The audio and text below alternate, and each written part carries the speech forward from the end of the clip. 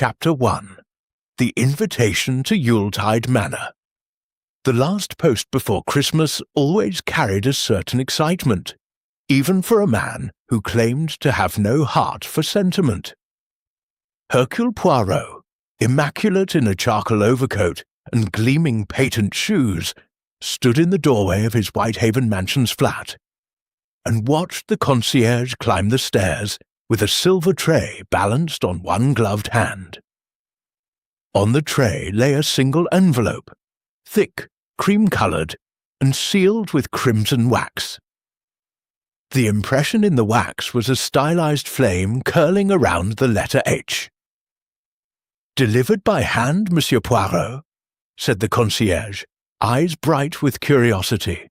"The gentleman would not leave his name, only that you would understand." Poirot's moustaches gave their characteristic quiver of interest. He took the envelope between gloved thumb and forefinger as though it might scorch him. The paper was heavy, expensive, and faintly scented with pine and something older, myrrh perhaps. Inside was a card, handwritten in a firm, impatient copperplate. Yuletide Manor, Shropshire, December 1935. My dear Monsieur Poirot, you will have heard, no doubt, that I am considered eccentric. Some say mad. I prefer the word curious. This Christmas I intend to light the eternal candle of my ancestors, an object that has not seen flame for 75 years. Family legend insists that when it burns again, a truth long buried will rise with the smoke. I should like the finest mind in Europe to be present when that truth reveals itself, whether it prove blessing or curse. Come if the little grey cells are not too weary of English fog and English hypocrisy. The house will be full of Harringtons, and Harringtons, as you may discover, are never dull. A car will collect you from Whitehaven Mansions at 10 o'clock on the 23rd. Bring warmth. Shropshire is cruel in December. Yours in anticipation, Sir Gervas Harrington. But Poirot turned the card over twice, then held it to the light. The watermark was a candle within a circle of holly. He permitted himself the smallest of smiles.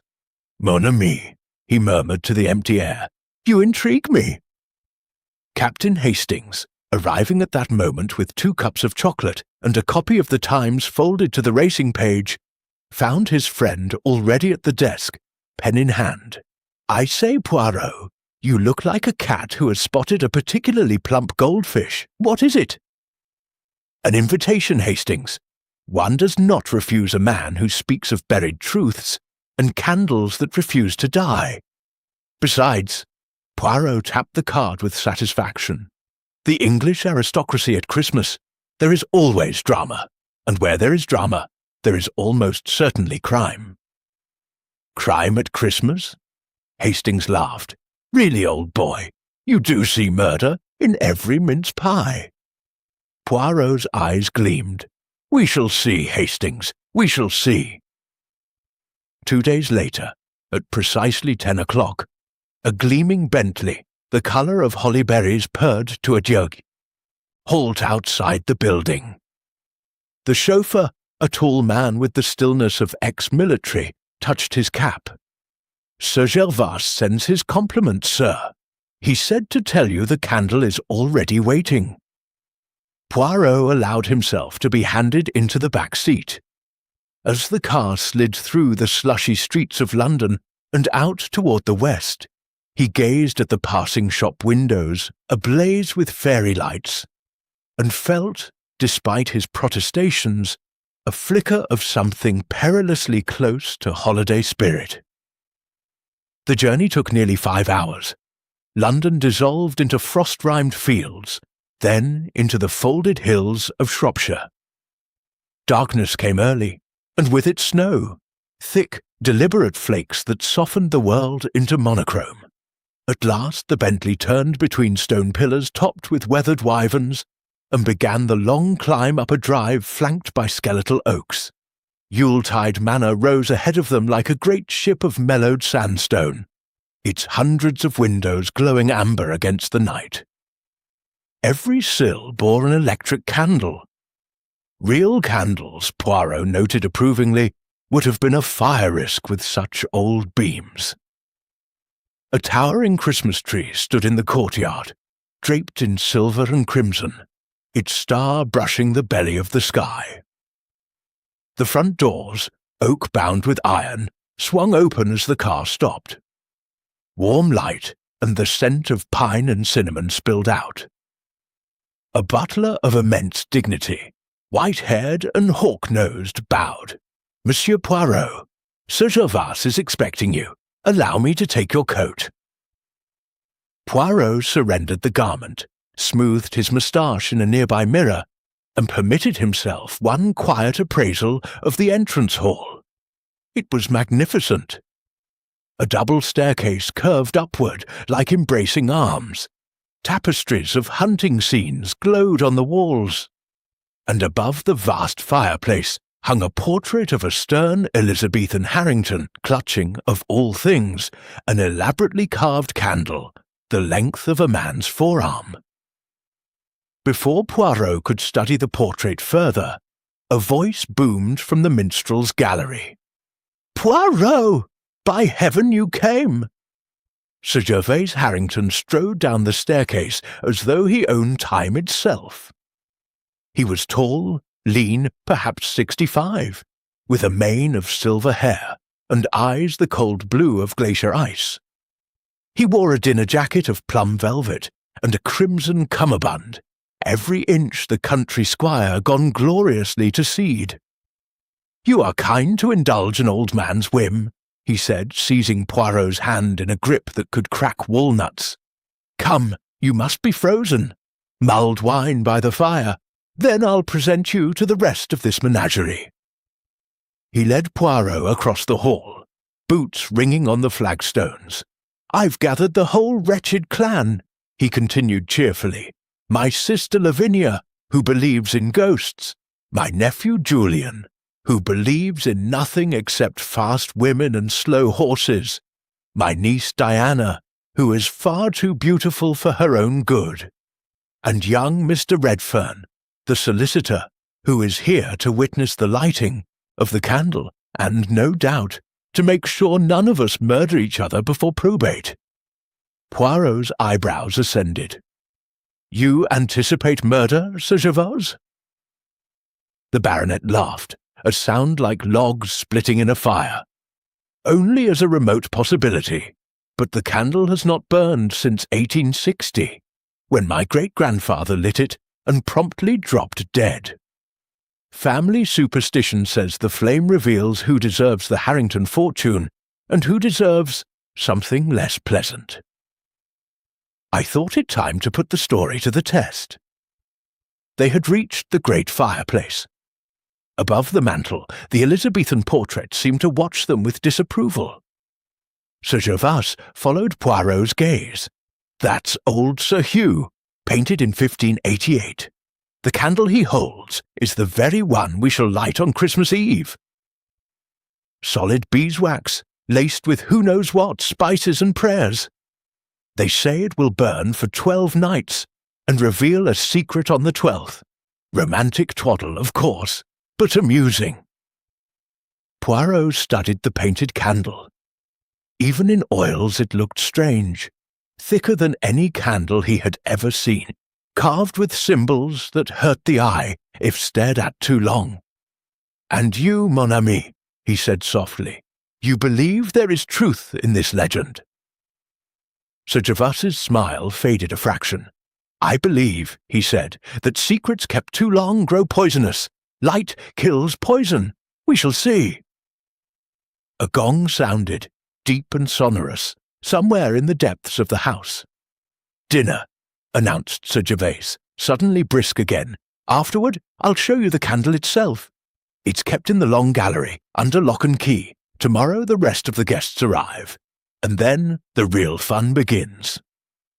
He clapped Poirot on the shoulder and steered him towards the dining room. As they walked beneath the stern gaze of generations of Harringtons, Poirot felt the familiar prickle at the base of his skull that told him the little grey cells would not be idle this Christmas. Outside, the snow continued to fall, thick and silent, wrapping Yuletide Manor in a blanket of white. Inside, fires roared, wine glowed ruby and crystal, and an ancient candle waited in the dark for the match that would set a 75-year silence ablaze. Chapter 2. Arrival amid the snowflakes. The morning of the 23rd of December broke iron-grey and wind-lashed.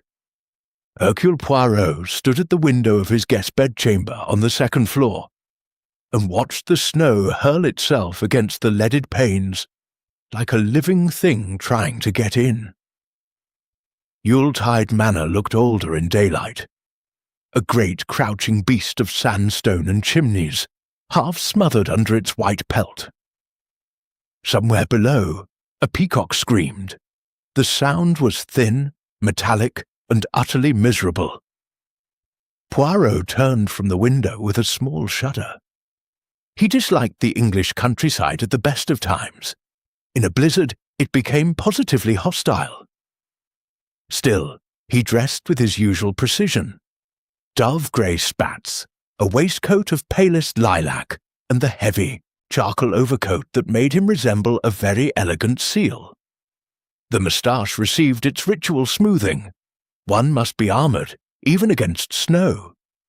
He descended the west staircase at precisely 9 o'clock, drawn by the smell of coffee and the low murmur of voices. The entrance hall had been transformed overnight. Garlands of holly and ivy twined up the banisters, studded with fat scarlet berries that looked like drops of fresh blood against the dark leaves. A second Christmas tree, this one smaller, more intimate, stood beside the main doors, hung entirely with tiny silver bells that chimed whenever a draught found its way in. Sir Gervais was already there, barking orders at 2 footmen who were attempting to manoeuvre an enormous Yule log toward the hearth.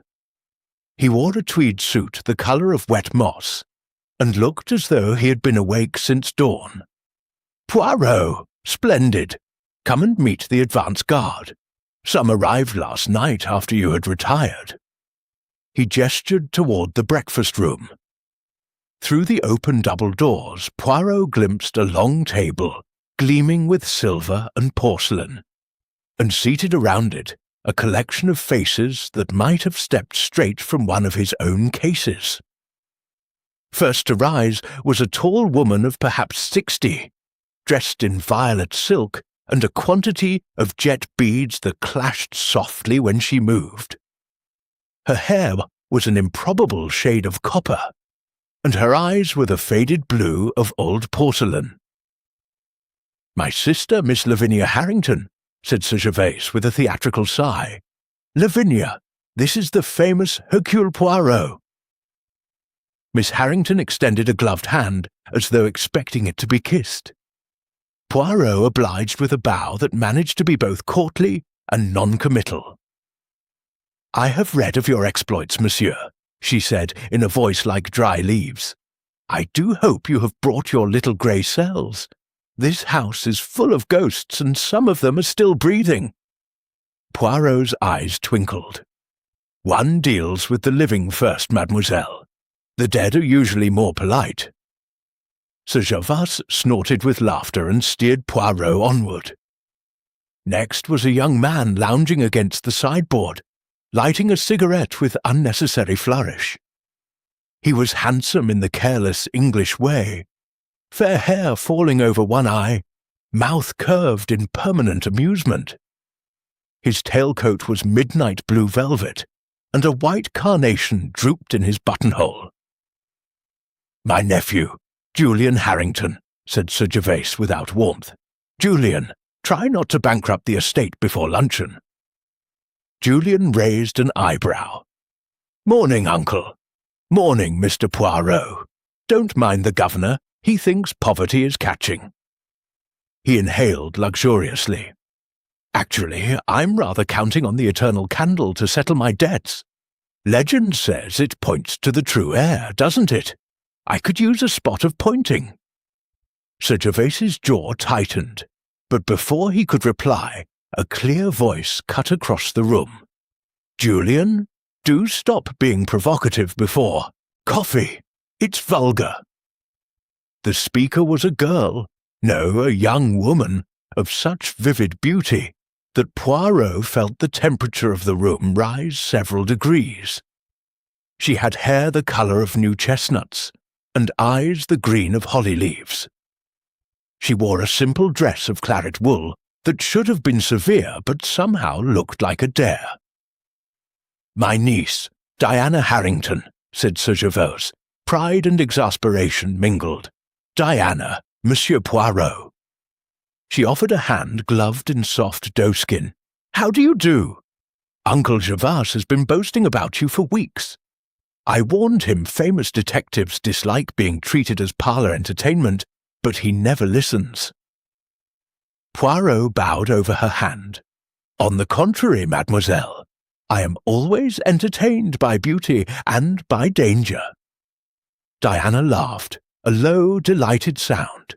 "Then you will be thoroughly amused at this Christmas." A discreet cough reminded them that they were not alone. A thin, bespectacled man in his 40s had risen from the far end of the table. His suit was impeccably sober, his expression one of permanent anxiety. "Charles Redfern," he introduced himself, shaking Poirot's hand with the limp grip of a man who spent his life among documents. "Sir Gervais's solicitor. I'm here to witness the lighting of the candle and make sure everything is legal and above board." "Meaning?" Julian drawled. "To ensure none of us slip poison into Uncle's brandy before the wick is lit." Redfern flushed crimson.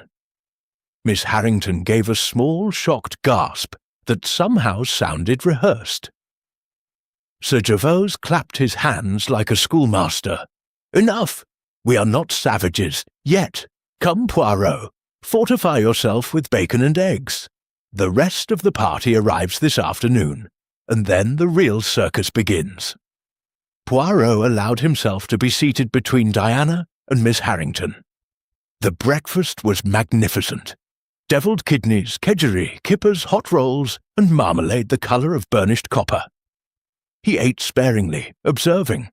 Julian smoked and drank coffee black, ignoring food. Diana buttered toast with quick, decisive movements, and watched her cousin with cool amusement.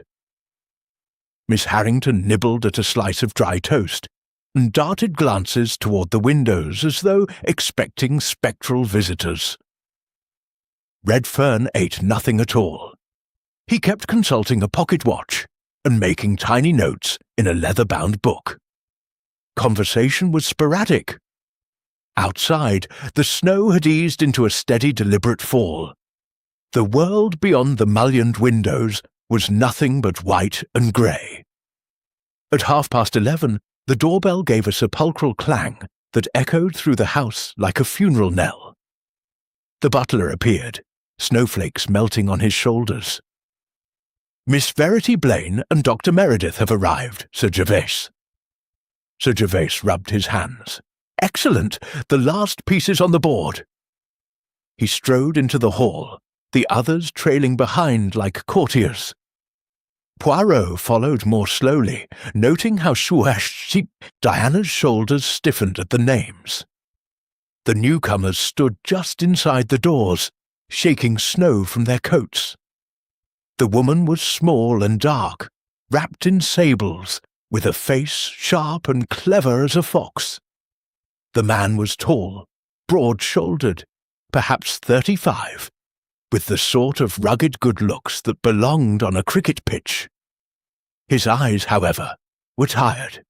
"Verity, my dear," Sir Gervais boomed, kissing the woman on both cheeks. "And Meredith, good to see you, my boy. Come in, you look half frozen." Verity Blaine's gaze swept the assembled company and settled on Poirot with frank curiosity. "So you're the detective," she said without preamble. "Gervais has been unbearable about you. I'm Verity Blaine, distant cousin, poor relation, and general troublemaker." Dr. Meredith merely nodded, murmuring, "Pleased to meet you," in a voice that suggested the pleasure was limited. Diana stepped forward, her smile bright and brittle. "Hello, Stephen," she said to the doctor. "It's been a long time." "Deanna?" His tone was careful, almost wary. An almost imperceptible tremor passed through the group, like the hush before thunder. Poirot's moustache twitched. Ah, there it was, the first unmistakable scent of drama. Old love, perhaps, or old hate. Sometimes they smelled remarkably similar. Sir Gervas, mercifully oblivious, herded everyone toward the drawing-room fire. "Plenty of time for catching up," he declared. "Tonight we decorate the great tree in the long gallery, and tomorrow, Christmas Eve, we light the candle. After that—" He spread his hands theatrically. "Who knows? Fortunes may rise or fall. Secrets may burn." He laughed, but no one joined him. Outside, the snow began again in earnest, sealing Yuletide Manor away from the world. 12 people now sat beneath its ancient roof, bound together by blood, greed, history, and something older still. Poirot sipped his coffee and listened to the wind rattling the casements. Somewhere in the house, a clock struck 12 slow notes. The game, he thought with a small, satisfied smile, has begun. Chapter 3. The Legend of the Eternal Candle. The long gallery ran the entire length of the east wing, a cavernous room lined with ancestral portraits, whose eyes followed every footstep. Tonight it had been transformed into a Christmas bower. 3 crystal chandeliers blazed overhead, their light splintering into 1,000 shards across garlands of ivy and crimson ribbon. At the far end stood the great tree, a 15-foot Norway spruce dragged in that afternoon by 6 swearing footmen, still bare, waiting for the ceremonial dressing. But no one was looking at the tree yet. They were gathered in a loose semicircle before a walnut cabinet the size of a small altar. Its doors stood open, revealing a crimson velvet cushion. On the cushion rested the eternal candle. Even Poirot, who prided himself on immunity to theatrical effects, felt the room still. The candle was monstrous, nearly 3 feet long and as thick as a man's thigh, carved from beeswax the colour of old ivory. Strange symbols, neither Latin nor Greek, yet somehow familiar, spiralled up its length, picked out in gold leaf, that caught the chandelier light and flung it back like sparks. At the top, the wick was blackened, as though someone had once tried to light it and thought better. A faint scent, frankincense, cloves, and something metallic, rose from it, heavy and ancient. Sir Gervais stood beside the cabinet like a high priest about to begin a rite. "Close the doors, Grimshaw," he ordered the butler. "We don't want draughts." The heavy oak doors thudded shut. The wind outside gave a sudden howl, as though offended at being excluded. Sir Gervais turned to his audience. The fire in the marble hearth roared. Shadows leapt across the painted faces of dead Harringtons. "Most of you have heard scraps of the story," he began, voice pitched low so that everyone leaned forward unconsciously. "But tonight, before we decorate the tree, you shall hear it whole. Then there will be no pretending ignorance when the thing is lit tomorrow night." He rested one hand possessively on the cabinet. In 1588, Queen Elizabeth granted this land to Sir Hugh Harrington, my direct ancestor, for services rendered against the Spanish Armada. Sir Hugh was a strange man, alchemist, astrologer, and some said sorcerer. When he knew death was near, he summoned a Moorish craftsman from Seville who was reputed to work miracles in wax. Together they made this candle. Into it they poured rare gums, powdered gems, and, according to family legend, a single drop of Sir Hugh's own blood. Miss Lavinia gave a small theatrical gasp. Julian rolled his eyes, but even he had stopped smoking. On Christmas Eve, 1588, Sir Gervase continued, Sir Hugh lit the candle in this very gallery. It burned with a blue flame that never consumed the wax. For 12 nights it burned, and on the 12th night Sir Hugh gathered his 3 sons and spoke these words. I quote from his journal, "The flame shall choose the true heir, and to the others it shall show what they most fear to see." Then he blew it out. The candle has never been relit since, not in 347 years. Dr. Meredith shifted his weight. With respect, Sir Gervase, journals can be embellished, and wax does not behave that way.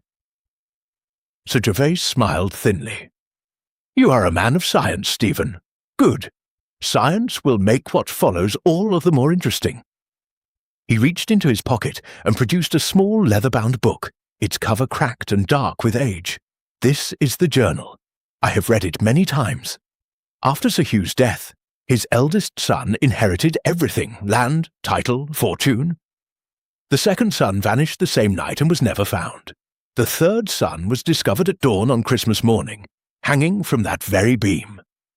He pointed upward to a massive oak, cross-beam directly above the cabinet. No rope was ever discovered. He simply hung there. A log cracked in the grate.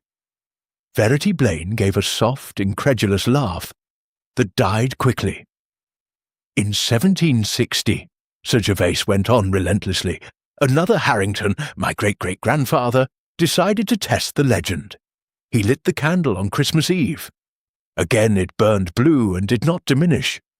On the 12th night, he gathered the family, read the same words from the journal, and blew it out.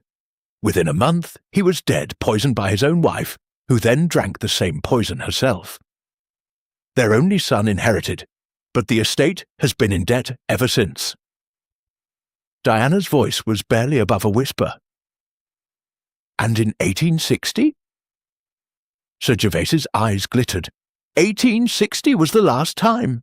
My grandfather, a rational man, educated at Cambridge, laughed at the story. He lit the candle to prove it nonsense.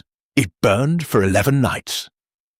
On the 12th, he gathered the family here, read the words, and collapsed dead before he could extinguish the flame.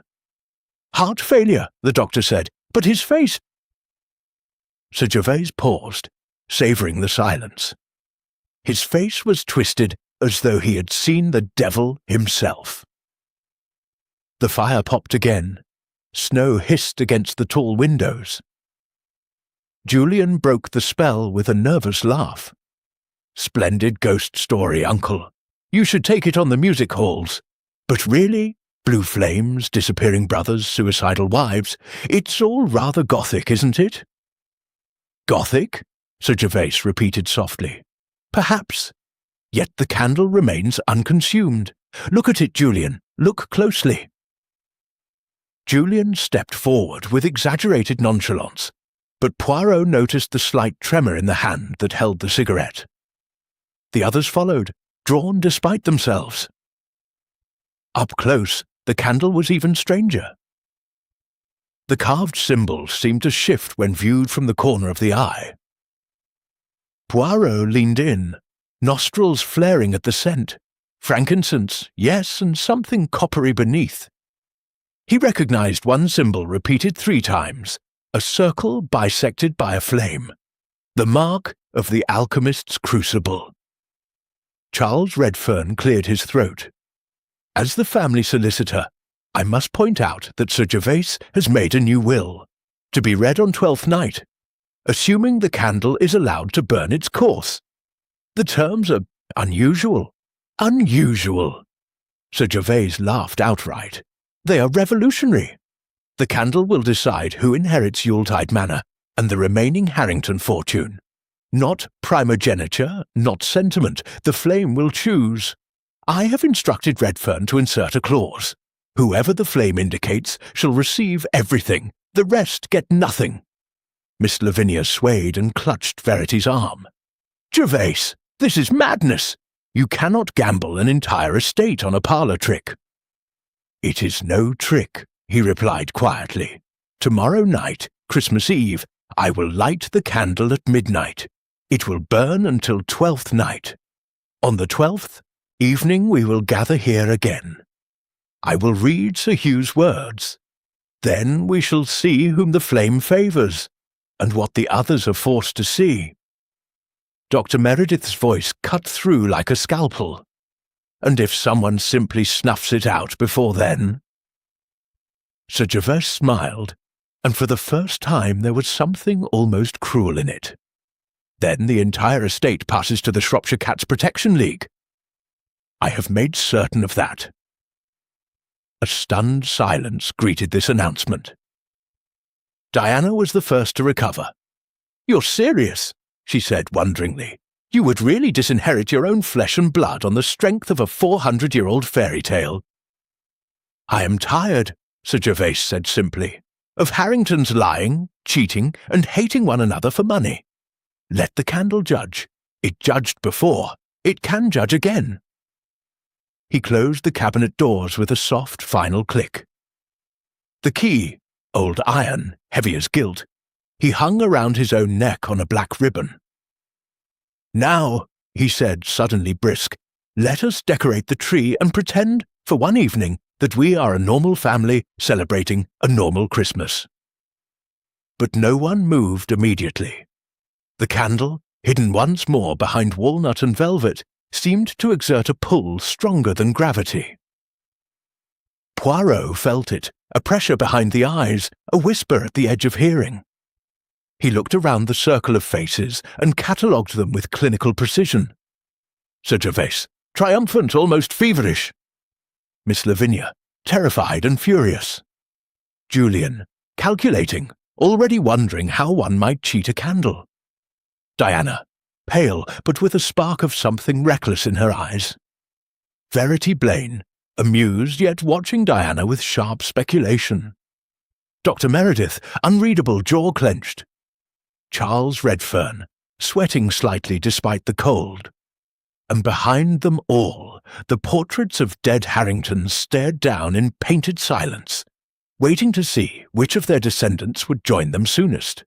Poirot smoothed his moustache and permitted himself one quiet sentence, spoken only to the little grey cells.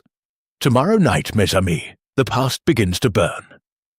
Outside, the wind rose to a shriek, driving snow against the windows like fists trying to break in. Chapter 4. Shadows in the Candlelight. The house settled into an uneasy hush after the long gallery scene, as though the very walls were holding their breath.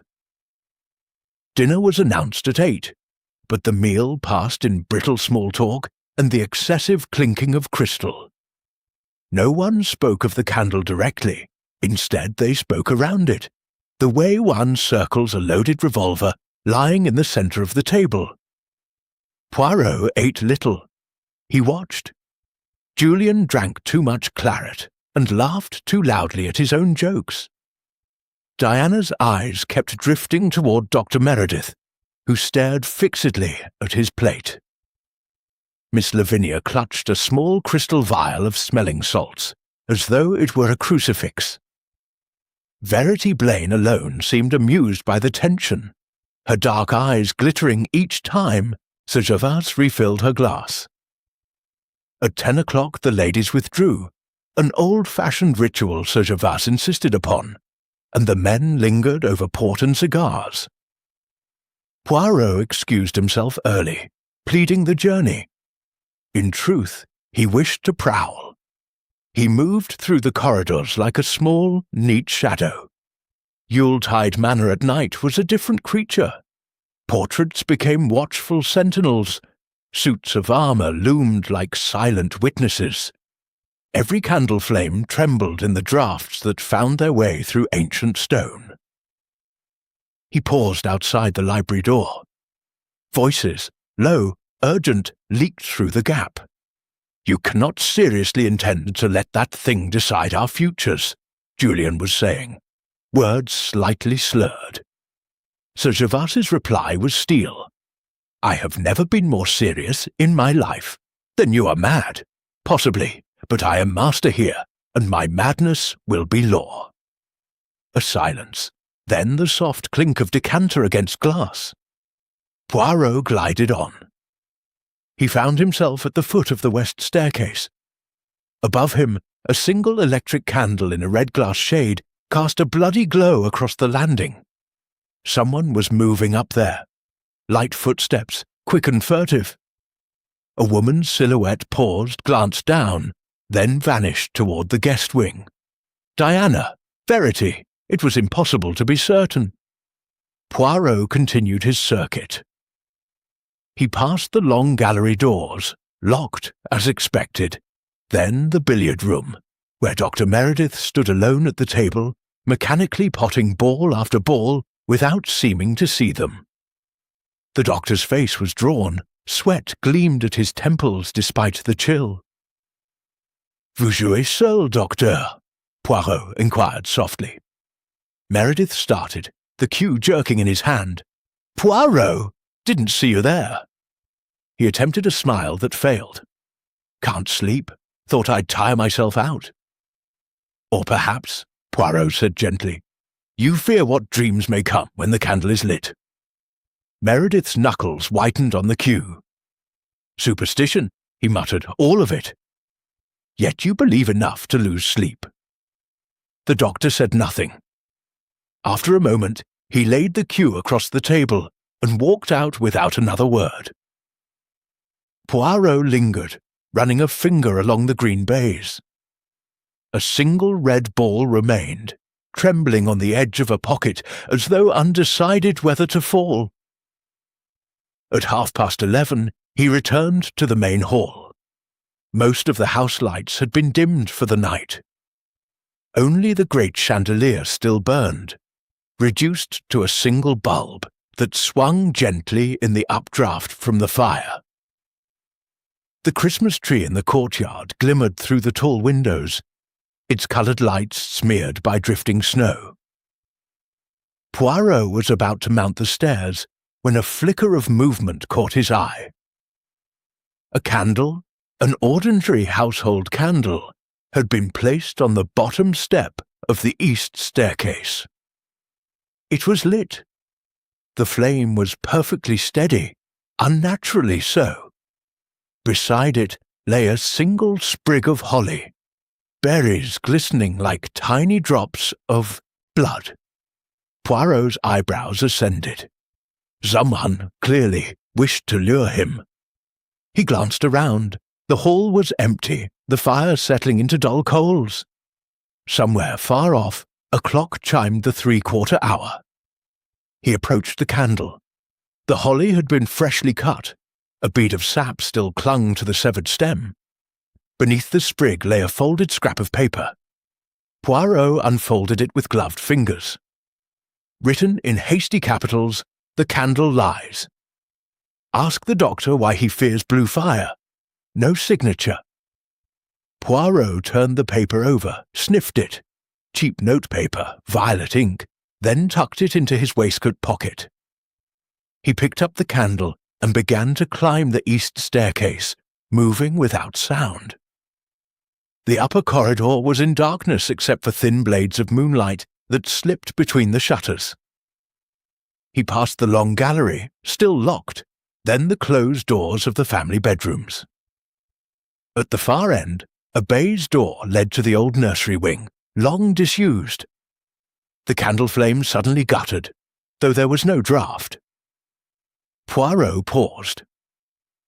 Ahead of him, something white flickered at floor level and vanished around the corner. He followed. The nursery corridor smelled of dust and cedar. Moonlight fell through a single round window, illuminating a row of child-sized chairs and a rocking horse whose painted eye gleamed with lunatic cheer. The candle in Poirot's hand now burned with a distinctly bluish tinge. He stopped. At the end of the passage stood a full-length mirror in a tarnished gilt frame. In it, Poirot saw himself, small, immaculate, holding the candle. Behind his reflection, another figure stood, tall, indistinct, arms hanging loosely at its sides. Poirot did not turn. He kept his eyes on the mirror. "Bonsoir," he said conversationally. "You have gone to much trouble to arrange this little charade." The figure in the glass remained motionless. Poirot took one step backward. The reflection did not move with him.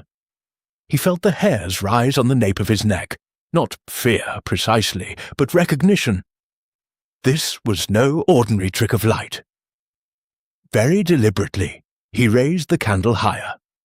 The blue flame lengthened, stretched, became almost white. In the mirror, the tall figure lifted its head. For an instant, Poirot saw a face. Pale, anguished, unmistakably the face of a Harrington long dead. Then the candle flared violently, and the glass showed only himself again. The flame returned to normal gold. The corridor was empty. Poirot exhaled, a small controlled sound. He pinched out the wick between thumb and forefinger. The pain was sharp and grounding. When he turned to retrace his steps, the holly sprig lay on the floor behind him, though he had carried nothing but the candle. He picked it up. The berries had been crushed. Dark juice stained his glove like blood. Downstairs, the grandfather clock in the hall began to strike midnight.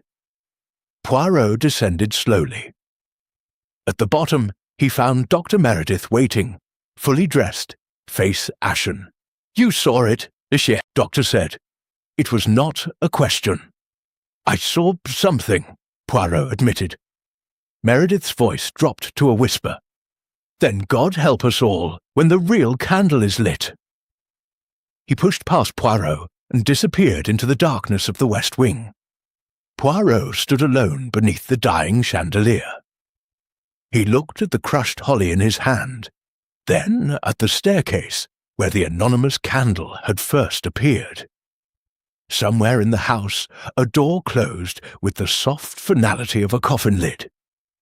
He tucked the holly into his pocket beside the note and addressed the empty air with quiet satisfaction.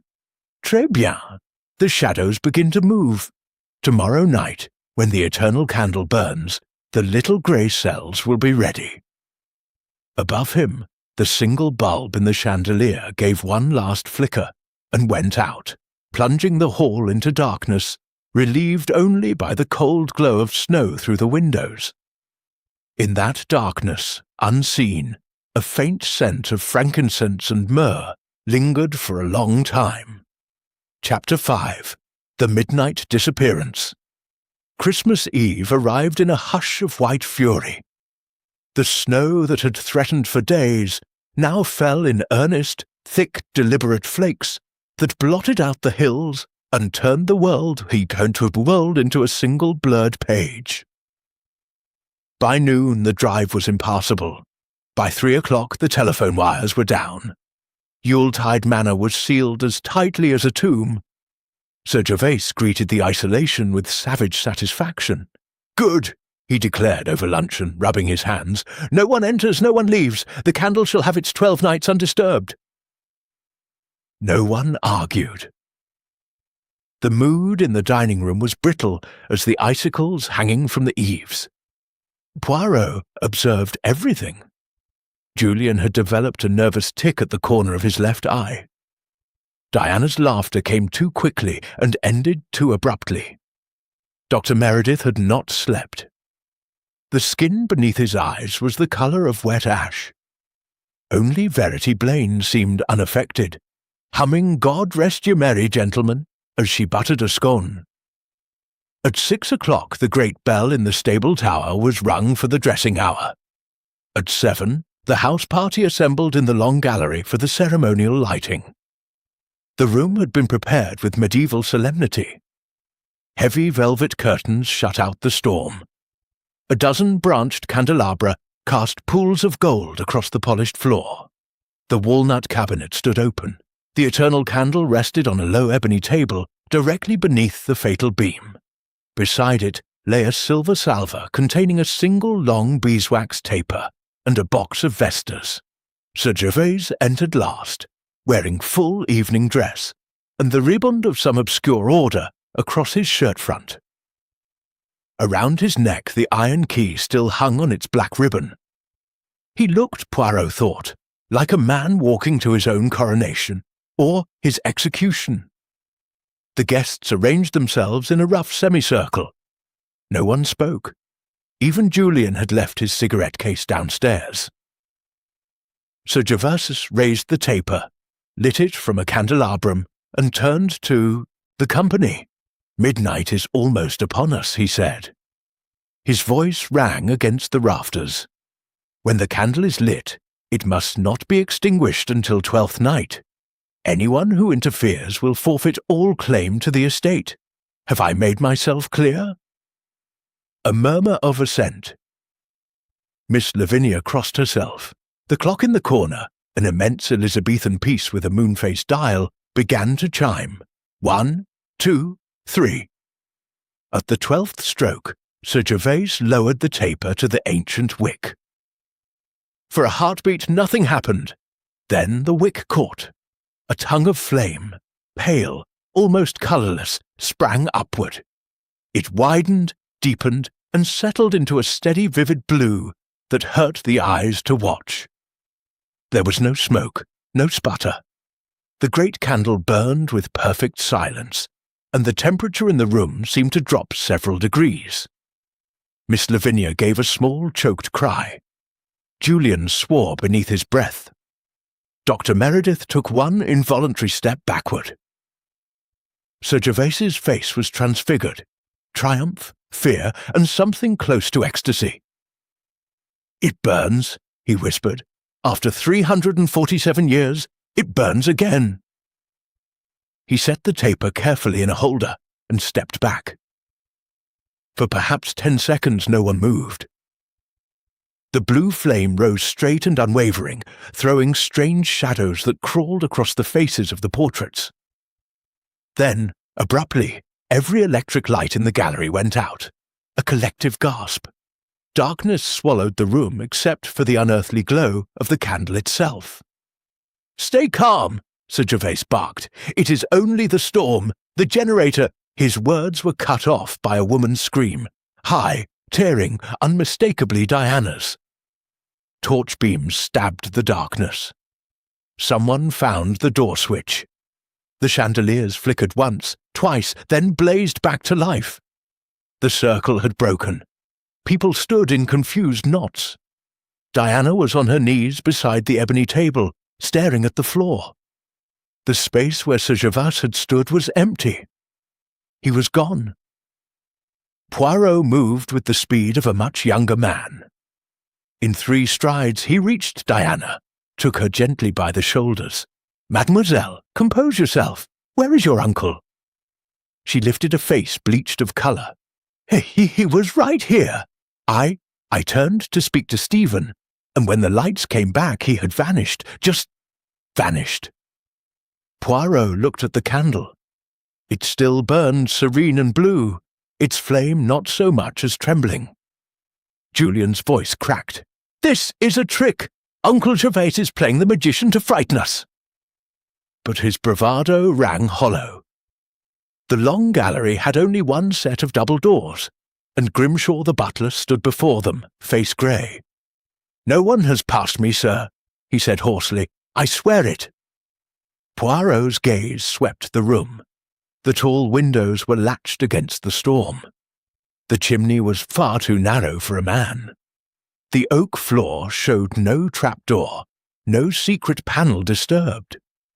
Yet Sir Gervase Harrington had disappeared as completely as a soap, bubble pricked by a needle.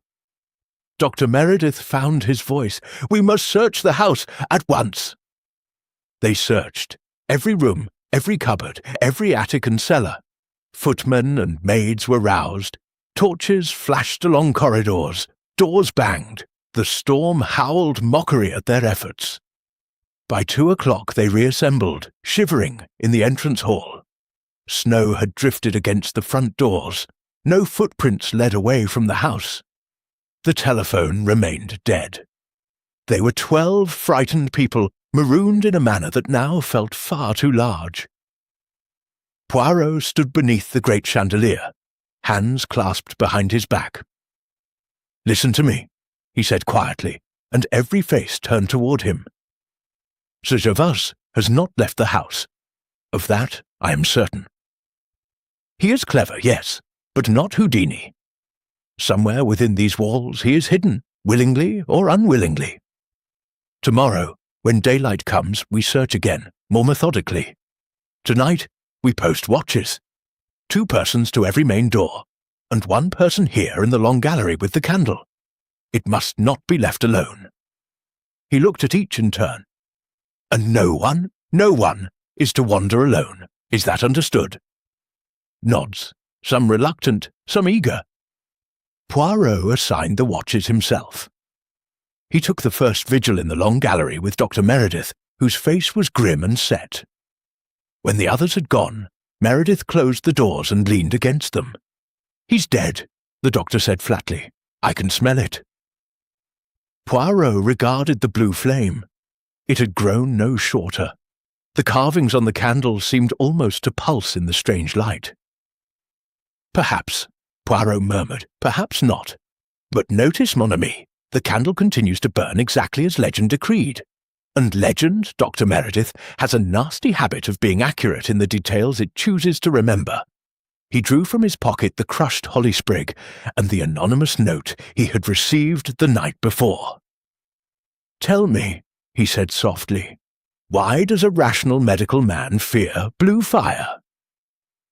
Meredith stared at him for a long moment. Then, very deliberately, he reached out and touched the cold iron key that still hung around Sir Gervas's absent neck. No, the ribbon was there, but the key itself was gone. "God help me," Meredith whispered. "I think the candle has already begun to choose." Far away in the house, a clock struck 3. The blue flame burned on, steady and merciless, throwing long shadows that reached like fingers toward the beam overhead where, 3 centuries earlier, a younger Harrington had hanged without a rope. Outside, the storm screamed, and somewhere inside Yuletide Manor something screamed with it. Chapter 6. Clues in the Frosted Garden. Dawn on Christmas morning came late and sullen. A dull pewter light that filtered through the snow-laden clouds and turned the world the colour of old pewter. The storm had spent itself during the night. Now the air was so cold it seemed brittle. Every breath hung in front of the face like a small ghost. Poirot stood at the long gallery window and looked down upon a landscape transformed. The lawns were gone, swallowed by drifts as high as a man's waist. The topiary peacocks wore white hoods. The fountain in the rose garden had frozen mid-spurt, a crystal plume suspended forever. And across this pristine expanse ran a single line of footprints. They began beneath the library's French windows, crossed the terrace, descended the 3 stone steps, and marched straight toward the old ice house at the far end of the walled garden. There they stopped. No returning prints marred the snow. Poirot's moustache bristled with satisfaction. At last, something concrete. He turned from the window. Dr. Meredith had been relieved at 6 by a pale and trembling Charles Redfern, who now sat hunched in an armchair, eyes fixed on the eternal candle, as though it might lunge at him. The blue flame had not diminished by so much as a millimetre. "Monsieur Redfern," Poirot said crisply, "you will summon the household to the breakfast room in 20 minutes. But first, you and I will fetch coats and boots. There are footprints in the snow that demand immediate attention." Redfern opened his mouth to protest, saw the expression on Poirot's face, and closed it again. 15 minutes later, the 2 men stood on the terrace, wrapped like Arctic explorers. Poirot carried a magnifying glass and a short bamboo walking stick he had borrowed from the umbrella stand. The cold struck like a physical blow. Within seconds, their eyelashes were rimmed with frost. "Observe," Poirot said, pointing with the stick. "1 set only. The stride is long, hurried, The depth of the impression suggests a tall man wearing heavy outdoor boots. See here." He crouched, breath pluming. The left heel is worn distinctly on the outside edge. Sir Gervais favoured his right leg after that hunting accident 2 years ago, n'est-ce pas? Redfern nodded dumbly. They followed the trail. The snow had a hard crust. Beneath it was softer, so that each footfall made a crisp, crunching sound. Halfway across the lawn, Poirot paused again. "Tiens, what is this?" A dark stain marred the snow, small, irregular, already frozen into crimson ice. Poirot scraped gently with the ferrule of his stick. More stains appeared, a dotted line leading onward. "Blood," Redfern whispered. "Possibly," Poirot said. "Or port wine. We shall see." The footprints reached the walled garden and passed through the wrought-iron gate, which stood ajar. Inside, the scene was unearthly. Box hedges rose like white cliffs. The sundial wore a tall conical hat of snow. The prince continued along the central path, past the frozen herb beds, straight to the ice-house. The ice-house was a low domed brick structure, half sunk into the earth, its oak door reinforced with iron bands. The footprints ended directly in front of it. The door was closed, but not latched. A thin blade of darkness showed, between door and jamb. Poirot grasped the iron ring and pulled. The door opened with a groan of frost-stiff hinges. A wave of colder air rolled out, carrying the smell of damp stone and something sweeter, cloying, metallic. Inside, the ice-house was a circular pit 20 feet across. In summer, it would be filled with blocks of ice from the lake. Now it was empty, save for a thin skin of frost on the brick floor, and, in the centre, a darker shape. Sir Gervais Harrington lay on his back, arms flung wide as though embracing the cold. His evening dress was soaked with melted snow. His silver hair was stiff with rime. A thin line of blood had frozen across his temple like a scarlet thread. Most startling of all, in his right hand he still clutched the iron key on its black ribbon. The ribbon had been torn, not cut. Poirot stepped carefully down the 3 brick steps. Redfern hung back at the threshold, making small, shocked noises. "Dead?" the solicitor quavered. Poirot knelt, touched the carotid artery, then the wrist. The flesh was rigid, marble cold. "Several hours, I should say. Rigour is complete." He examined the wound at the temple. A single blow, delivered with considerable force. The skin is split, but the skull beneath feels intact. Murder, almost certainly, yet not instantly fatal. He walked here, or was walked here, after receiving the injury. He looked up at the dome above them. A small ventilation shaft pierced the brickwork at the apex. Through it, a shaft of grey light fell directly onto the body. "Notice," Poirot murmured, "how the light strikes the key. Almost theatrical, no?" Redfern found his voice. "But how did the door close behind him? And why come here at all? Excellent questions." Poirot stood, brushing frost from his gloves. "Come, we must fetch the others, and Dr. Meredith must examine the body before we move it. But first," he bent again, this time over the dead man's left hand. Between the frozen fingers protruded a scrap of green leaf and 3 bright berries. "Holly," Poirot said softly. "The same as was left for me 2 nights ago." Redfern stared, comprehension dawning like horror. "You think Sir Gervais left those messages himself?" "Someone did, and that someone knew he would die." They left the ice-house, closing the door gently behind them. As they retraced their steps across the garden, Poirot's sharp eyes noted fresh details. A single set of smaller prints, a woman's perhaps, coming from the direction of the orangery, and merging with Sir Gervais's trail for a few yards before veering off toward the potting shed. a broken branch on a yew tree where something or someone had brushed past in haste. And half buried in a drift near the library windows, the glint of metal.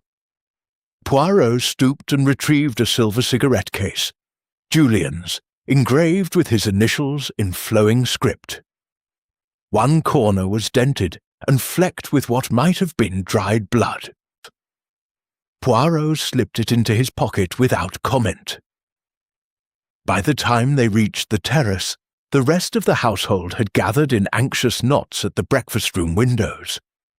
Diana's face was the colour of paper. Julian looked suddenly sober. Miss Lavinia was praying aloud in a high, tuneless whine. Dr. Meredith pushed forward, took one look at Poirot's expression, and reached for his medical bag without a word. While Meredith and 2 footmen went to bring the body indoors, Poirot addressed the assembled company in the warmth of the entrance hall. "Mesdames et messieurs," he began, "Christmas Day has brought us a tragedy. Sir Gervase Harrington is dead, murdered, I regret to say. The local police cannot reach us for several days. The roads are impassable. Therefore, until they arrive, I, Hercule Poirot, will conduct the investigation. You will oblige me by remaining within the house and by answering my questions with complete honesty. Any attempt to leave or to conceal evidence will be viewed with the utmost suspicion." He let that sink in, then added gently, "Also, the eternal candle continues to burn. I have stationed Grimshaw to watch it. No one is to enter the long gallery alone." Julian gave a harsh laugh. "So the candle chose after all, did it? Pointed straight to Uncle Gervase and struck him down." "Perhaps," Poirot said, "or perhaps someone merely wished us to think so." He looked slowly around the circle of pale, frightened faces. "Someone in this house struck Sir Gervase on the head shortly after midnight, walked with him, or dragged him, across the garden, and left him to die of cold and blood loss in the ice-house. That same person closed the door, returned to the house, and rejoined the search as though nothing had occurred." Diana made a small choking sound. Verity put an arm around her shoulders. Poirot's voice softened. "I will discover who that person is, of that you may be certain. But for now let us go in.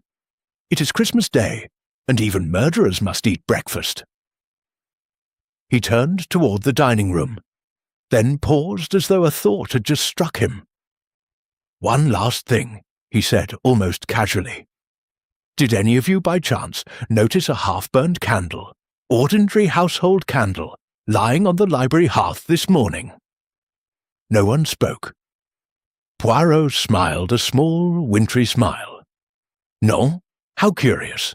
Because I found one there myself, and the wax, mes amis, is the exact shade of blue, as the flame now burning in the long gallery." He bowed slightly and led the way to breakfast, leaving behind him a silence more chilling than the snow outside. Chapter 7. The Poisoned Mince Pie. Christmas dinner at Yuletide Manor had always been a ceremony of excess. 12 courses, 3 wines, flaming plum pudding carried in on a silver salver by Grimshaw himself. This year the table was laid with the same magnificence. Crystal, candlelight, the Harrington-crested silver that had survived Cromwell. But the atmosphere was that of a wake with better lighting. The great dining-room chandelier blazed. The eternal candle had been left to burn alone in the long gallery under the watchful eye of a footman. Sir Gervase's body lay in the cold pantry, sewn into a sheet, awaiting the coroner who might not arrive for days. No one had appetite, yet no one dared refuse to appear. To stay away would be to proclaim guilt. So they came, dressed in sombre blacks and midnight blues, and took their places like condemned prisoners at a last feast. Poirot sat at the foot of the table. The host's chair at the head had been removed. He had insisted on serving himself from every dish, tasting each course first. The little grey cells required fuel, he said pleasantly, and besides it reassured the company. The meal dragged. Conversation was a corpse they all pretended was merely sleeping. Then came the mince pies. They arrived on a vast spode platter, each small pastry topped with a pastry star and dusted with icing sugar like fresh snow. A separate smaller plate held a single pie set slightly apart. Grimshaw, face carved from granite, placed the small plate in front of Poirot.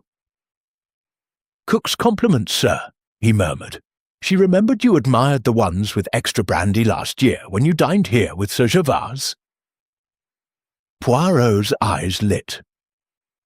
"Ah, the famous Harrington mince pies. One permits oneself a small indulgence, even in sorrow." He lifted the pie on his fork, breathed in the rich scent of fruit, spice, and brandy, and took a generous bite. The effect was instantaneous. His eyes widened. The fork clattered to the plate. He clutched at his throat with both hands, rising half out of his chair. "Mon Dieu, c'est amande amère," he staggered, knocking over a wineglass. Crimson spread across the white damask like fresh blood. Diana screamed. Dr. Meredith leapt to his feet. "Poirot! Cyanide!" The little Belgian swayed, face turning purple, then, with a supreme effort, forced 2 fingers down his throat. He vomited violently onto the silver platter, a stinking mess of half-digested mincemeat and brandy. Meredith caught him as he sagged. "Atropine? No, bitter almonds, definite cyanide. Get milk, quickly!" Chaos erupted. Footmen ran. Miss Lavinia fainted clean away into Verity's lap. Julian stood frozen, mouth open like a fool. Poirot, supported by Meredith, waved a trembling hand. "No, no, I am not dying.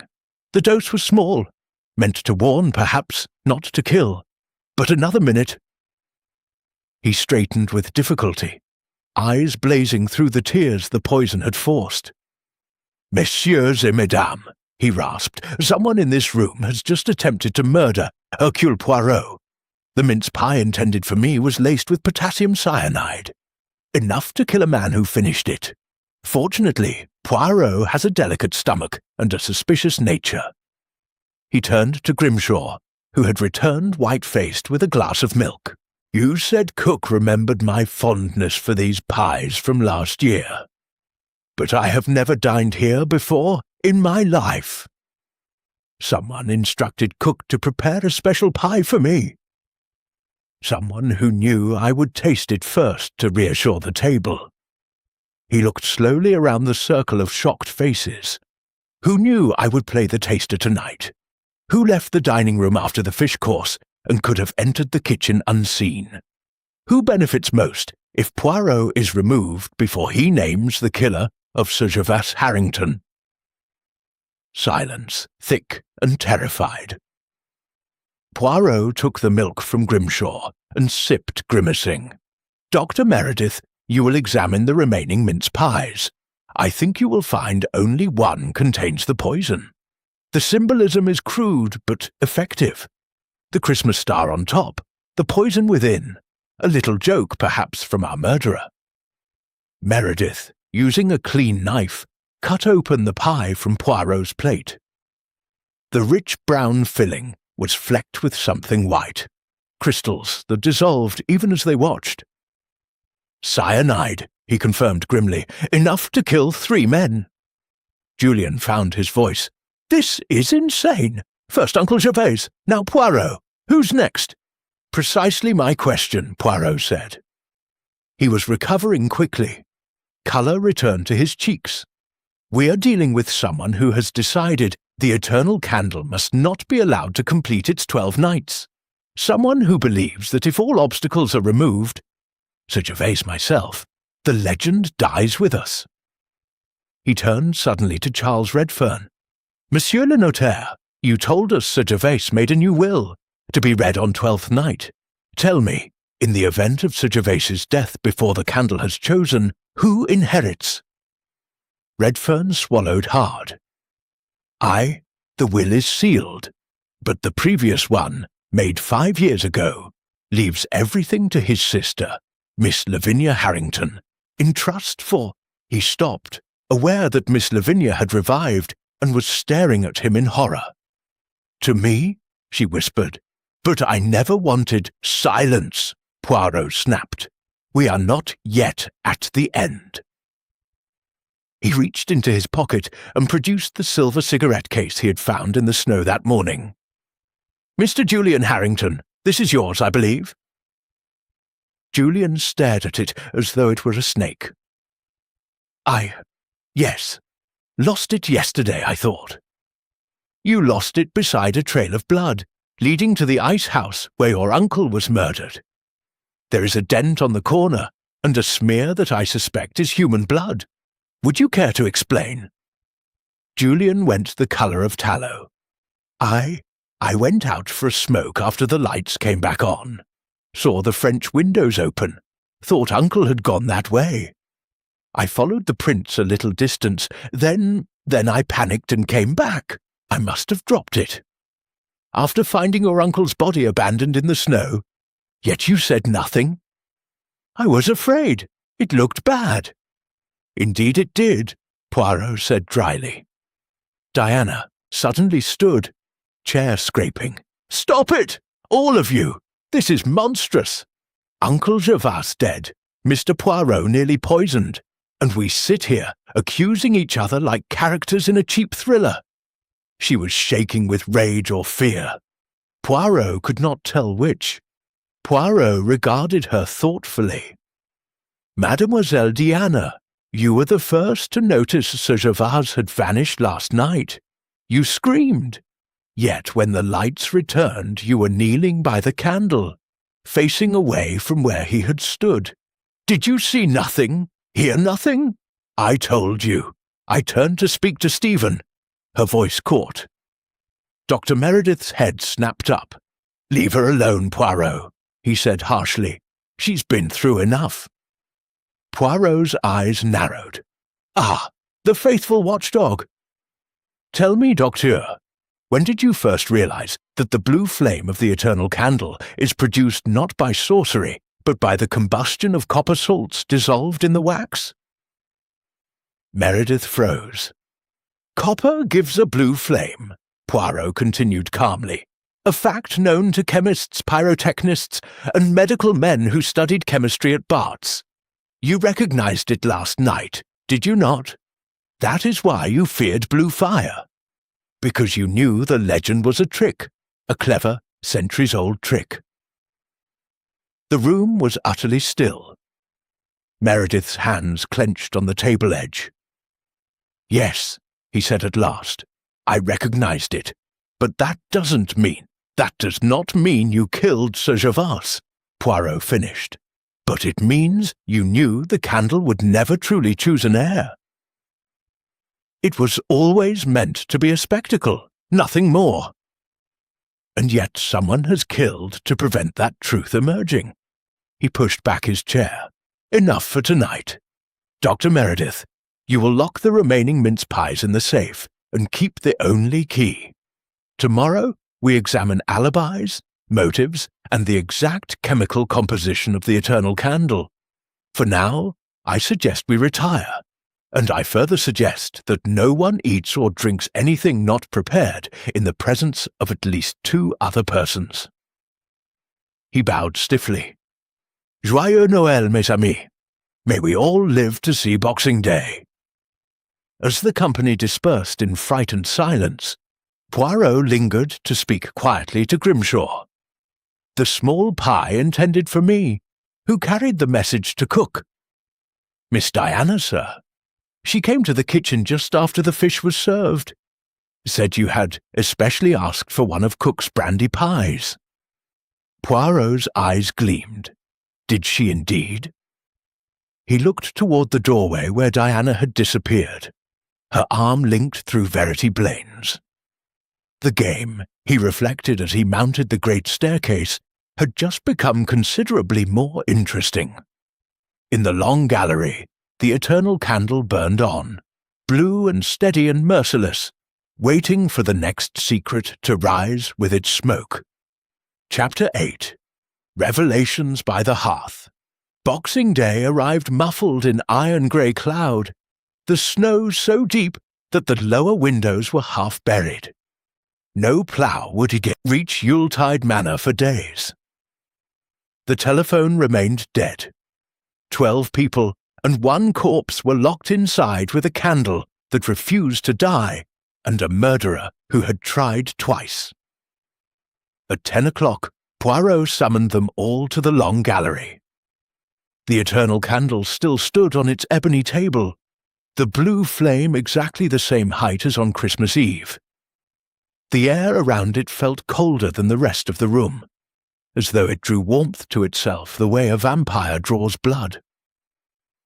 Poirot had arranged 12 chairs in a semicircle facing the candle.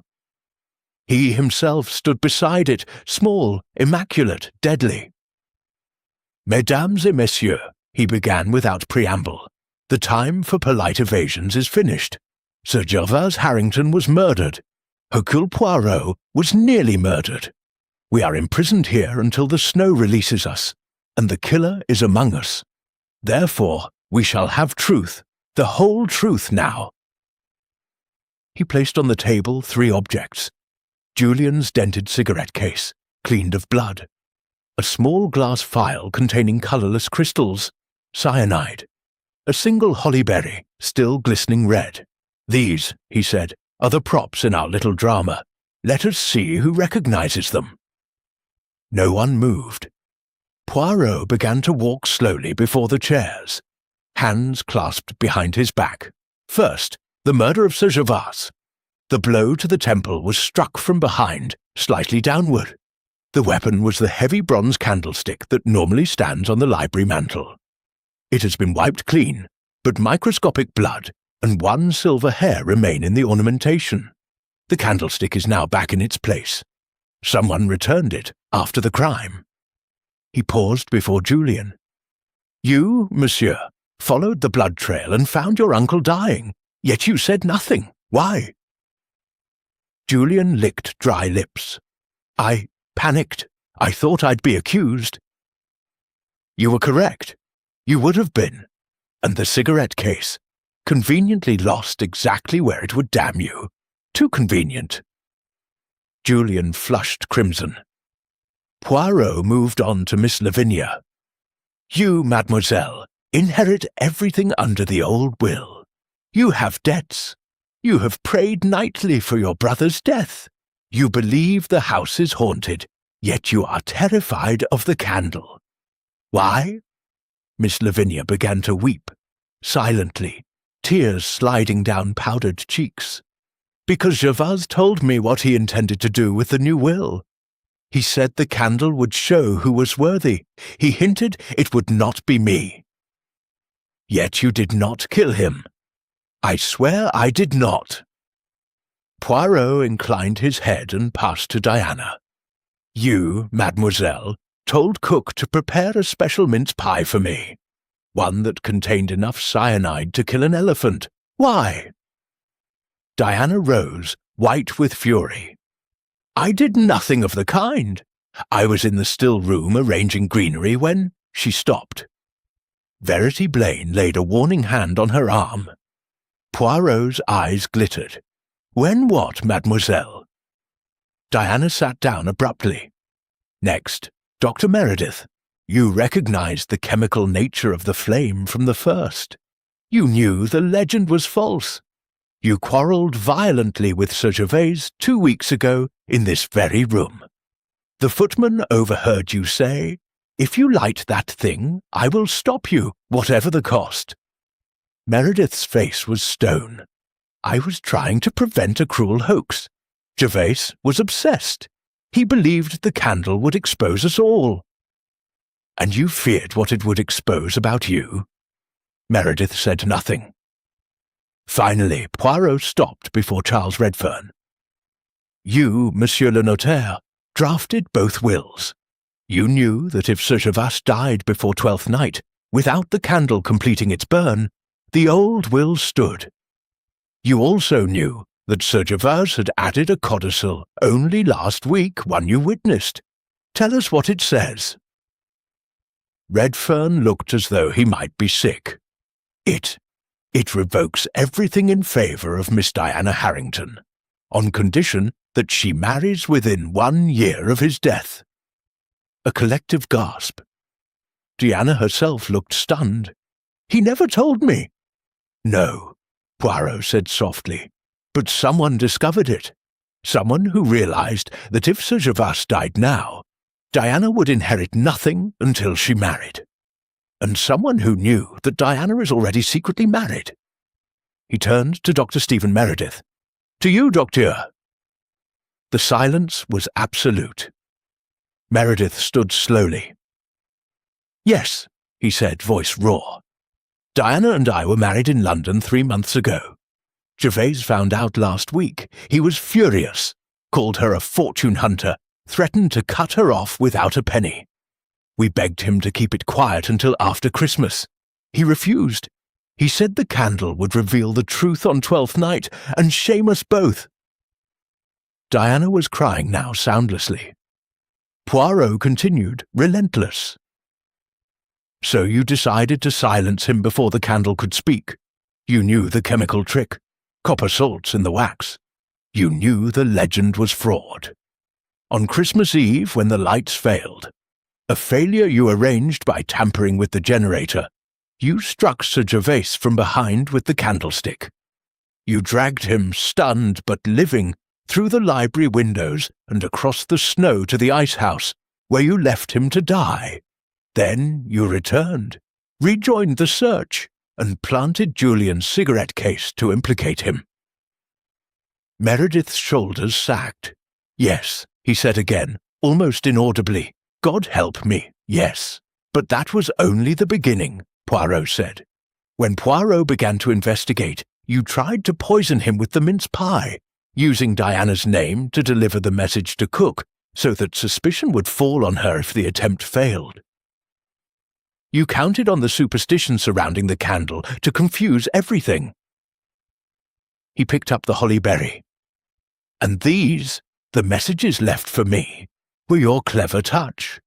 You hoped to make the murder seem supernatural, the work of the curse, but you forgot one thing. He turned to the candle. The blue flame danced serene. You forgot that Hercule Poirot does not believe in curses, only in human beings who are quite wicked enough without supernatural assistance. Meredith laughed then, a broken sound. You have no proof. The snow has covered the tracks. The candlestick is clean. You cannot. Poirot raised a hand. Grimshaw and 2 footmen entered. But I can, Poirot said gently. In your medical bag, Docteur, you will find a phial of potassium cyanide, missing exactly the amount used in the mince pie. On the cuff of your dress shirt from Christmas Eve, there is a microscopic spot of Sir Gervais's blood. Type O, quite rare. And finally, he produced a small wax-sealed tube. Finally, I took the precaution last night of scraping a sample of wax from the very top of the eternal candle. Chemical analysis, performed by Dr. Meredith himself at my request this morning, shows that the blue colour is indeed copper carbonate, mixed centuries ago into the wax. But there is another substance, added much more recently. A slow-acting cardiac poison, introduced through a hollow needle into the core of the candle.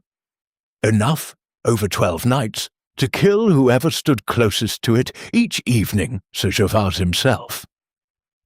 The room reeled. You were not content to murder him once, Poirot said. You planned to let the candle kill him slowly while everyone watched, so that the legend would seem fulfilled and suspicion scattered among ghosts. Meredith stared at the flame as though seeing it for the first time. Poirot's voice softened. almost sorrowful. "You loved her, perhaps. But love does not justify murder, mon ami." Twice over, Dr. Meredith looked at Diana. She would not meet his eyes. Then, quite suddenly, he sat down, buried his face in his hands, and began to weep, harsh, tearing sobs that filled the long gallery like smoke. The blue flame burned on, indifferent. Poirot turned to the others. "It is finished. When the police arrive, Dr. Meredith will be taken into custody. The candle may burn out naturally or not. That is no longer important." He looked at Diana. "Mademoiselle, I am sorry for your loss and for your marriage." She lifted her head at last. "It was never a marriage," she said bitterly. "Only a mistake." Poirot bowed. Outside, the snow had begun to fall again, soft and relentless, covering the blood, the footprints, the ice house, and all the old sins of Yuletide Manor beneath a blanket of perfect white. In the hearth, a log settled with a sigh. The portraits of dead Harringtons looked down in silence, satisfied at last, and high on its ebony table, the eternal candle continued to burn, blue and cold and merciless, waiting for the 12th night that would never come. Chapter 9. The stormy confrontation. The confession in the long gallery should have ended it. In any civilized house, it would have. The murderer had wept, the weapon had been named, the poison identified. The rest should have been silence, shame, and waiting for the snowplows. But Yuletide Manor was not a civilized house, and the Harringtons were not a civilized family. By 3 o'clock that afternoon, the sky had lowered to a bruised violet, and the wind came roaring out of the north like a living beast. The temperature plummeted, the old windows rattled in their frames, snow hissed against the panes as though trying to force an entry. The electricity flickered, died, revived, died again. Candles and oil lamps were brought out, turning the corridors into tunnels of trembling gold. Dr. Stephen Meredith had been locked in the blue bedroom on the second floor, the key turned by Grimshaw himself. 2 stout footmen stood outside the door. He had not asked for food, water, or counsel. He had only asked once, in a voice so low the footman barely heard it, "Tell Diana I'm sorry." Downstairs, the others drifted like ghosts. No one could settle. The drawing-room fire roared, yet no one felt warm. The eternal candle still burned in the long gallery, watched now by Charles Redfern and Julian in alternating shifts. Its blue flame had become obscene, an accusation no one could escape. At 4:30, the storm reached its climax. Thunder growled over the hills, thunder in December, unheard of, and lightning lit the snow a ghastly white. In one of those flashes, Poirot, standing at the library window, saw the great cedar on the west lawn split clean in two with a sound like a cannon shot. It was the signal. The library door burst open. Diana Harrington stood on the threshold, hair wild, eyes blazing. She wore a man's shooting coat over her dress and carried a 12-bore shotgun broken across her forearm. Behind her came Verity Blaine, pale but determined, and Miss Lavinia, clutching her rosary and looking half mad. "Enough," Diana said. Her voice shook, but the barrels did not. "We are ending this tonight." Poirot turned very slowly. "Mademoiselle, put the gun down. You have suffered much, but I said enough." She snapped the shotgun shut with a metallic clash that made Miss Lavinia whimper. "Stephen is not the only one who has confessed. I helped him. I held the library door while he dragged Gervase outside. I wiped the candlestick. I carried the message to cook about your mince pie. I did it all. So shoot me if you must, but the candle dies tonight." Verity stepped forward. "We all know what it is now. A cruel trick with poison inside. If it burns to 12th night, Stephen's confession means nothing. The coroner will say Sir Gervais died of the curse. Stephen will hang for a legend. We are going to snuff it out and damn the consequences." Miss Lavinia's voice rose to a shriek. "It must burn. Gervais wanted it to choose. If we extinguish it, the ghosts—" "There are no ghosts," Diana shouted. "Only us. Only what we've done to each other." She started toward the door. Poirot placed himself between her and the corridor. "Non, mademoiselle, you will not pass. Then move, or I swear I will shoot." The wind screamed. Another flash of lightning lit her face, stark and terrible. Julian appeared behind the women, face flushed with drink and terror. "Let her do it, Poirot! Let it end!" Charles Redfern followed, spectacles fogged, clutching the new will like a shield. From the staircase came the sound of running feet. The 2 footmen pounded down, shouting, "The prisoner! He's gone!" Window was open, rope of sheets tracks in the snow toward the woods. For one stunned second, no one moved. Then Diana laughed, a high, breaking sound. "He's running! Of course he's running! Stephen always runs!" She swung the shotgun toward the long gallery. Poirot stepped aside.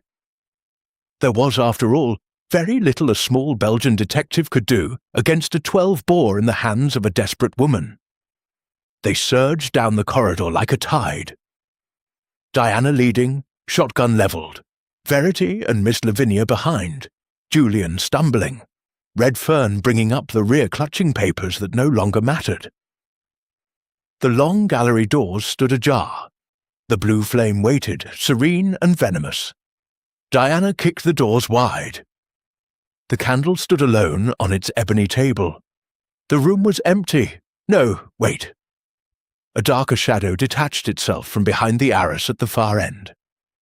Dr. Stephen Meredith stepped into the candlelight. He was soaked with snow, lips blue, a Webley service revolver hanging loosely in his right hand.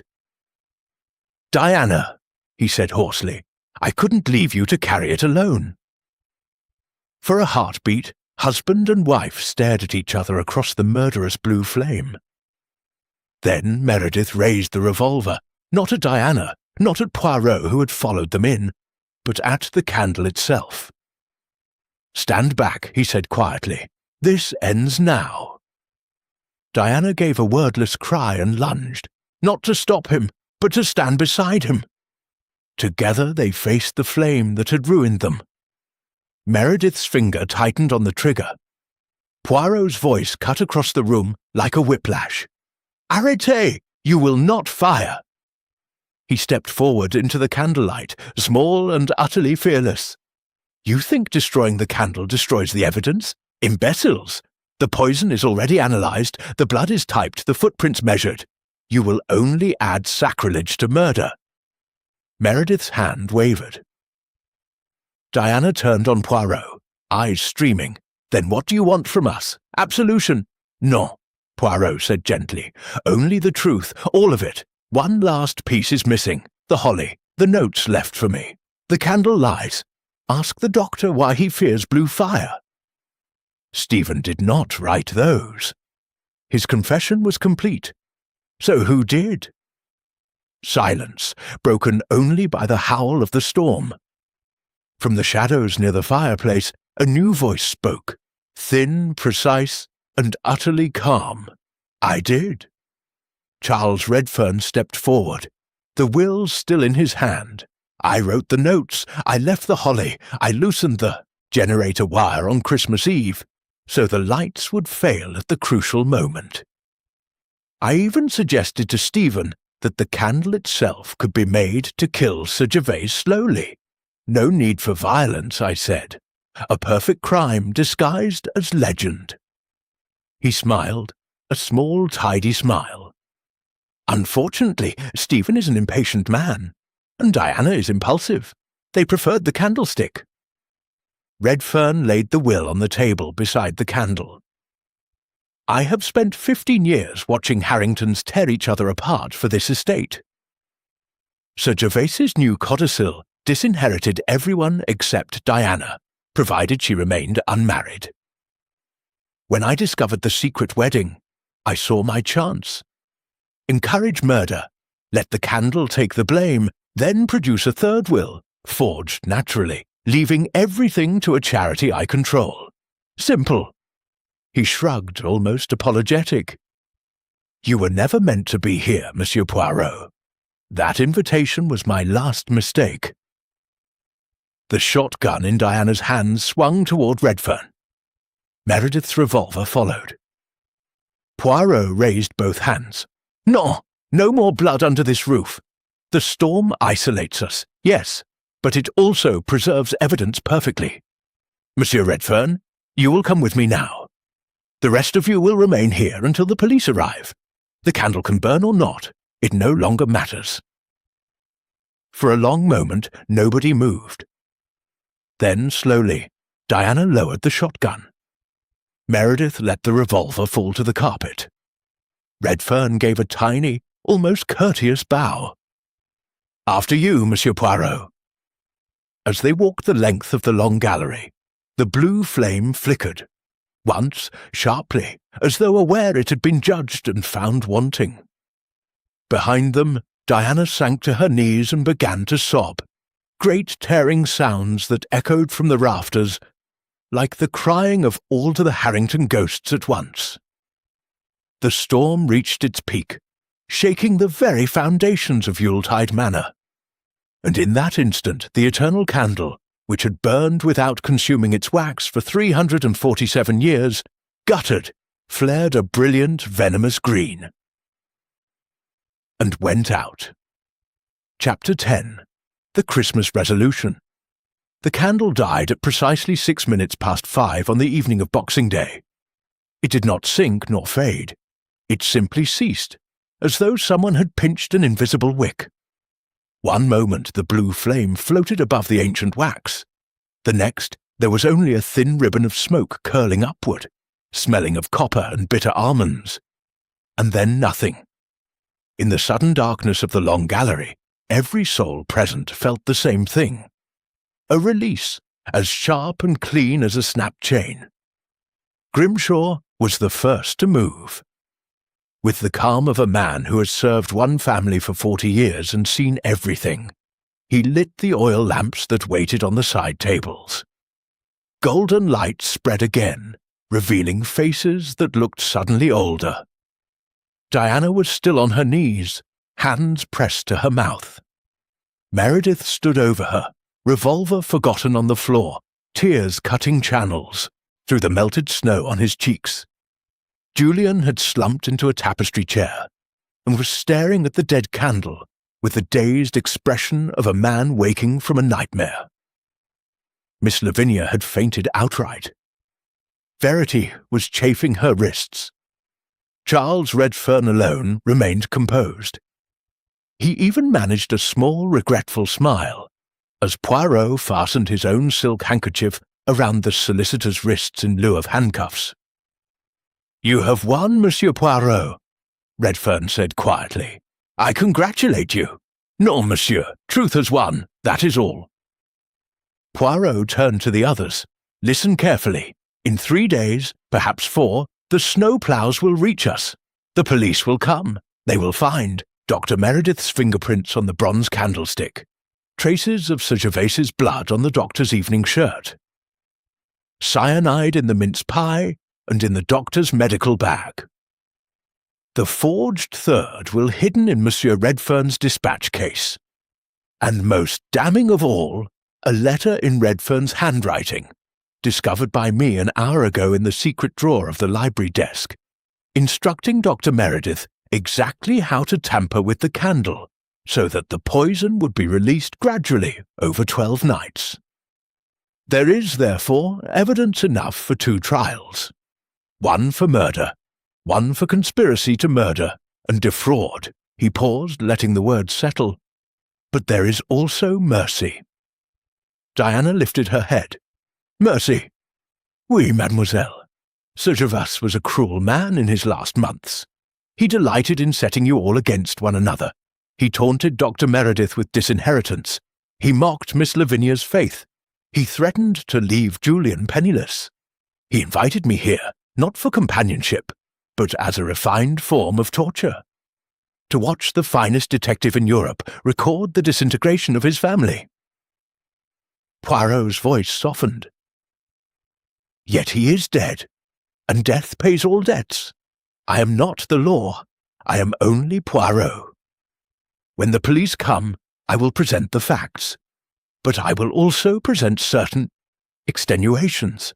A crime passionnel committed in panic, a young wife trying to protect a husband, a solicitor corrupted by 15 years of watching greed devour decency. The jury may be kinder than any of us deserve. Meredith spoke for the first time since the flame went out. And the candle? What do we tell them about that? Poirot looked at the great lifeless column of wax. We tell them the truth. That it was a clever 17th century trick, sustained by later hands for their own purposes. That it burned for 2 nights, and then, like all illusions, it ended. He smiled faintly. Some legends are best allowed to die with dignity. A silence followed, broken only by the wind, which had begun to ease at last. Julian stood, swaying slightly. Then what happens to the estate? Poirot turned to Redfern. Monsieur? Redfern gave a small, defeated shrug.